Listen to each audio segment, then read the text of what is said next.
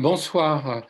Au nom de la Société française d'hypertension artérielle, je vous propose de parler de la prise en charge de l'hypertension artérielle résistante. Donc, l'hypertension artérielle de ce patient est un patient de 49 ans et qui a une hypertension artérielle, vous voyez, qui est compliquée, qui s'est compliquée d'un AVC hémorragique en 2004 et il est appareillé pour une apnée du sommeil et il est sous une trithérapie avec de l'olmesartan et de l'hydrochlorothiazide associé à de la nicardipine et vous voyez que son hypertension artérielle est encore mal équilibrée sous cette trithérapie. Alors je vous rappelle le premier algorithme à effectuer. S'agit-il d'une trithérapie adaptée à dose optimale? Y a-t-il un problème d'observance?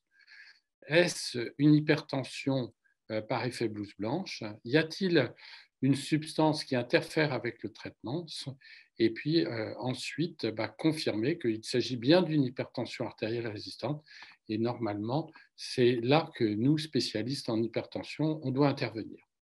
Donc, l'hypertension artérielle résistante est définie en fait par une hypertension artérielle qui est au-dessus de 140-90 mm de mercure chez le sujet de moins de 80 ans et au-dessus de 150 mm de mercure chez le sujet de plus de 80 ans, confirmée en automesure ou par une MAPA.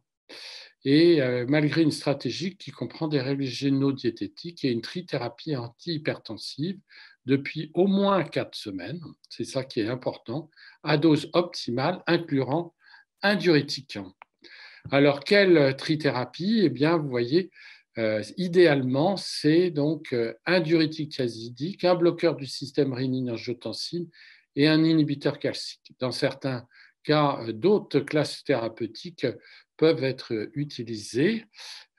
Quel diurétique donner? Eh bien, en France, on a deux thiazidiques, soit l'hydrochlorothiazide à une dose d'au moins 25 mg, soit de l'indapamide, puisqu'on n'a pas de chlorthalidone toute seule.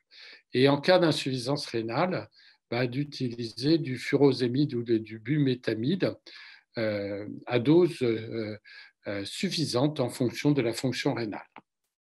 Alors, chez ce patient-là, vous lui posez une MAPA qui confirme l'hypertension artérielle résistante avec une pression centrale élevée, une vitesse de l'onde de pouls qui n'est pas finalement très élevée, une microalbuminurie qui est positive. Le scanner abdominal ne montre rien de particulier. Vous avez fait des dosages de rénine et d'aldostérone plasmatique dans des bonnes conditions, sous régime normosodé, en ayant arrêté les diurétiques et en l'ayant mis simplement sous inhibiteur calcique et alpha-bloquant, par exemple, pendant au moins une quinzaine de jours. Il y avait une cortisolurie élevée, mais vous avez fait un test à la dexaméthasone qui est normal chez ce patient qui avait une surcharge pondérale et vous avez retrouvé une cardiopathie hypertensive avec un ventricule gauche dilaté, mais une bonne fraction d'éjection. Alors, qu'est-ce que vous faites? Eh bien, vous allez rechercher une étiologie à cette hypertension artérielle secondaire. Alors, cette étiologie, ce bilan, il dépend de ce que vous allez trouver, que vous pensez trouver. Alors, chez ce patient qui a moins de 50 ans, eh bien, il faut rechercher un peu de manière large.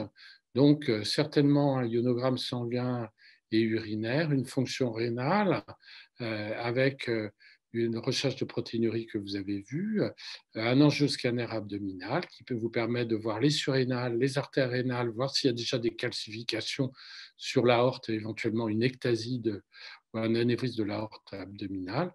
Vous avez effectué les dosages de rénine et aldostérone plasmatique, les dosages de méthanéphrine et norméthanéphrine urinaire doivent être réalisés chez ce patient, d'autant plus qu'il a fait un AVC. Vous avez vu qu'on a effectué aussi un cortisol libre urinaire suivi d'un test d'hexaméthasone. Ce patient est déjà appareillé pour l'apnée du sommeil. Alors pourquoi qu'est-ce qu'il faut rechercher? Eh bien, vous voyez que l'apnée du sommeil, en présence d'une hypertension artérielle résistante, est très fréquente. même chez les patients qui n'ont pas de surcharge pondérale. Donc, il faut que ça soit fait de manière systématique.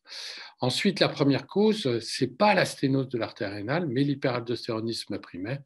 Donc, il ne faut pas se limiter, comme on le fait souvent, avec un écho-doppler des artères rénales. Non, il faut bien regarder, bien sûr, les surrénales à l'angioscanner, mais aussi faire des dosages de rénine-aldostérone plasmatique. Alors, chez ce patient-là, vous n'avez pas trouvé d'étiologie. Il a une hypertension, vous avez vu, sévère, qui s'est déjà compliquée à la fois au niveau cardiaque, mais aussi un AVC. Donc, il faut passer à une quadrithérapie en favorisant donc la spironolactone en quatrième indication, en l'absence de contre-indication, en surveillant bien sûr sa fonction rénale et sa kaliémie. Alors, pourquoi la spironolactone? Eh bien, l'étude Pathway nous montre que, en fait, vous voyez, par rapport au bêta-bloquant ou à l'alpha-bloquant, la spironolactone est beaucoup plus efficace. Pourquoi? Parce que souvent, ces patients-là ont des hypertensions artérielles à rénine basse et donc il faut associer à plusieurs diurétiques. Et donc là, vous voyez des thiazidiques à forte dose associés à de la spironolactone. Et donc, c'est ce que nous avons fait pour ce patient-là et ça a permis de bien l'équilibrer. Donc, le message, c'est d'arriver à cette quadrithérapie, mais en ayant effectué préalablement une enquête étiologique et de recherche de retentissement viscéral. Je vous remercie.